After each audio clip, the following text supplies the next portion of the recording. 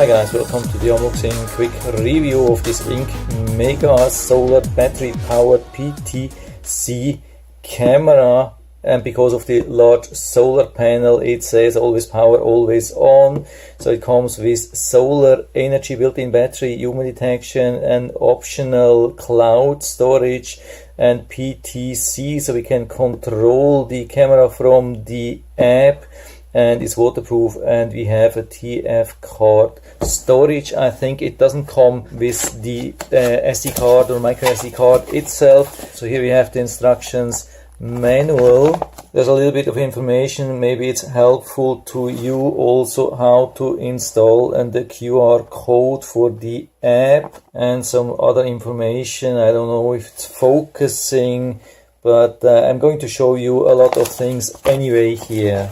So here we have the solar panel, looks really good, nice, stable, comes with a sophisticated mount. So everything is nicely protected, and here we get even this long cable, long power cable. This is really nice and rather unique that we get such a long power cable. So if you want to mount this camera in a position or in a location where you don't have a lot of sun, but you can use this long power cable to mount the solar panel in a region or in an area where you have a lot of sun, this can definitely help. Very unique. And we get also this mounting material, also this cable here to charge, and the mount for the solar panel. And here we have the camera itself, makes a really good impression, I would say. Very solid. We have very large antennas which we can move around. I love this thing here. And also these constructions looks very easy to mount. We just put this thing here on a wall or on a tree or on a fence or so, and after that we just add the camera here and secure it from the side. And we have an optional mount here on top for the solar panel, so we can mount it like that on top, and then we have some additional protection against rain and sun. This is what I usually recommend, so it will last much longer. And here we have the opening for the micro SD card, and I guess a reset function here. So in this case I'm using a 32 gigabytes card because there's of course no 24/7 recording. It's not possible with a battery operated camera, so this is more than enough. By the way, the pins go to the top as far as I can see. Push it inside. In case you need a reset, you have to push on this button for 5 seconds. I think for the first time we don't have to do that when it comes from the factory. Then down here we have another opening, and here we have a 5 volts USB which you can use with this cable, and we have the on off button, and here we have the port for the solar panel charge. I would highly recommend to give it a full charge here, turn it on, and then after that power it with the solar panel here. But here I want to show you it right now. We get the camera is now ready to begin pairing. Okay, so maybe that was a little bit early because we need the app now. To download the app, just go to the normal app store and download the U-Box app. I have it here already. The camera is now ready to begin pairing. So we click here on add a device, set up Wi-Fi device. The camera is now ready to begin pairing. So I give it a name, click on next, and so we select the Wi-Fi router, give the password from the router, and click on QR code configuration. Pairing information received. Awesome, that was definitely a very fast connection. And so we have the camera already online, as you can see, and also move it to the left side. We can move it to the right side. Of course, it's limited here inside. So I'll install it outside and then we'll go from there. I have mounted the camera now outside, and it took me just about 10 minutes. It was a really easy installation and it's solid. Yeah, camera looks very nice, solid build, and I love that we have the option to place the solar panel directly on top of the camera, so it protects the sensitive parts from rain and too much sun. And so here we are on Windows 10. Yeah, we can definitely also use the U-Box app on Windows as an emulation. That's a really good thing. That doesn't work for all the cameras, and with the exactly same login we can log in here and not only on our phone. So this is really good. So we have it also here. We can go to live view. Unfortunately the weather is not really good. It's very cloudy and we have even rain, and you can see that the solar panel is still charging the camera without direct sunlight. That's really good. very impressive. We can change to HD to have better resolution, and so you can see that we have still a very good picture, a lot of details, good colors even without sun and a lot of rain. And so we can move around the camera, as you can see, from left to right, right to left, up and down. I mean, it's maybe not the faster thing. We can change also the speed regarding the movement, which is good. Here you can see that we can point it fully down, straight down actually. And the upward movement is limited to about, I would say, normal 90 degrees angle to the side. We can also see that we have a decent wide view, so when we place the camera in a corner, we should be able to monitor most of the area. So I've placed the camera here where I can monitor, or the camera can monitor everybody who is entering here the gate, and then it has enough time to record everything. I can show you that.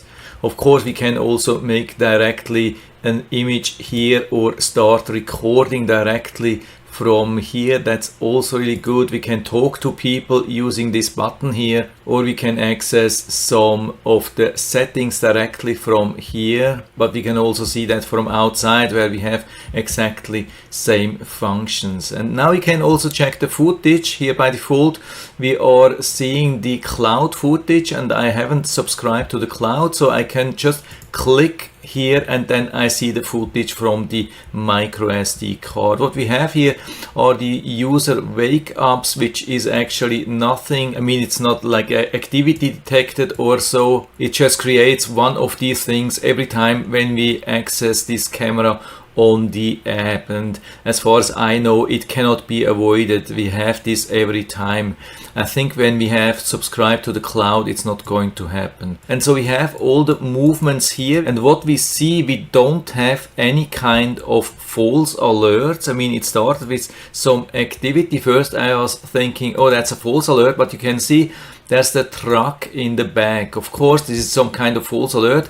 If you don't need that, you can point down the camera a little bit lower because it's a PTZ camera. That's good. And the next movement has been when I was entering the gate, and I tested this a couple of times and it was always detecting me. It never missed me. That's really impressive. So actually no false alerts, and it still detected me every time. And then after that I optimized that. I pointed the camera a little bit to the left side, and you can see the gate is already open. So I was coming really fast, and you can see it caught me really early. That's pretty impressive. And also same thing when I'm coming from the back. So really nice, good footage. Of course, we can also see that on the large screen, so you can see that the quality is really good. So I stopped this here and you can see all the details. You can even read what's on my t-shirt. So really good. And this is just really moderate illumination. For sure one of the best video footages from a battery operated camera I've ever seen so far. And of course we can also check if we have footage from other days. I have something from yesterday in the evening, and so we can see the motion detection also from yesterday in the evening. By the way, here's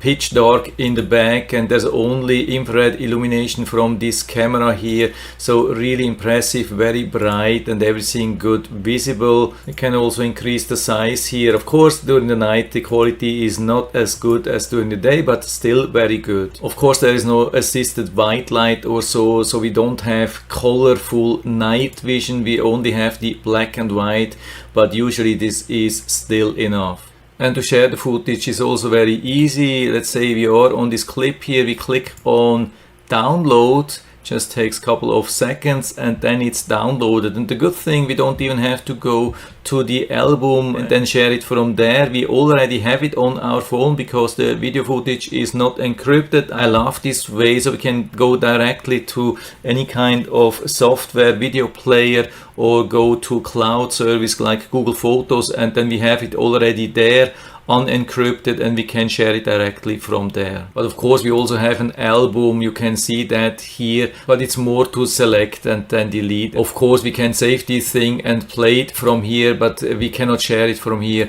but we can select and then delete these things here. And we have even additional control. When we click here, we get this second panel here. You can see we have actually two pages. We have the one of the footage, and we have also the one with the control, and we can also increase or decrease the speed of the camera, and we can also zoom in and zoom out. Of course, we have to click on HD to have maximum resolution. And so when I point the camera to the other side, we can see that we can nicely zoom in and zoom out. We can see a lot of details. Of course, we can also move it around here, but of course it's not optical zoom, it's just digital zoom. By the way, of course, we have to go back then manually. There are no predefined positions which we can save or so. Then let's also check on the settings. We have almost everything which we need. We have the information for the memory card. We can flip the image if we want to mount it on a ceiling. Then we have different scene modes. Then we have different detection sensitivity. I started with low and then medium, and sometimes it was missing me then, and I put it on high, and now it's catching me every time and still not causing any false alerts. So that's really good. But what we don't have here is some kind of a mapping, so we could exclude or include specific sections of the image if you have too many false alerts, like from a tree or waving branches or shades or so. This is not possible, but we have PTZ camera. We can point it to another direction to optimize that. And we have different arming settings. We can create some schedules here. We can activate some sleep delay if you have too many false alerts, and then we can activate a device alarm, but of course it will be very loud. You have to be careful not to disturb your neighbors. And then we have different power frequencies, LED indicator if you want to have it on or off, your choice, synchronize time and device name, and more information. And the firmware upgrade, which I've already done, worked pretty well. So we have everything what we need,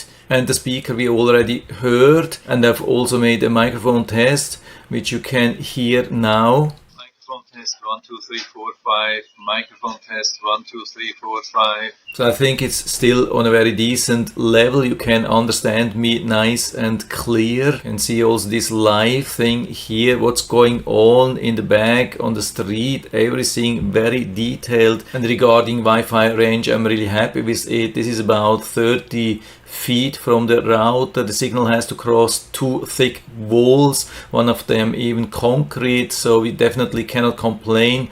And so I'm really happy with it. I can give you full recommendation, and so I'll put down the link to the Amazon listing down into the description, so you can check it out and order it right from there if you like it.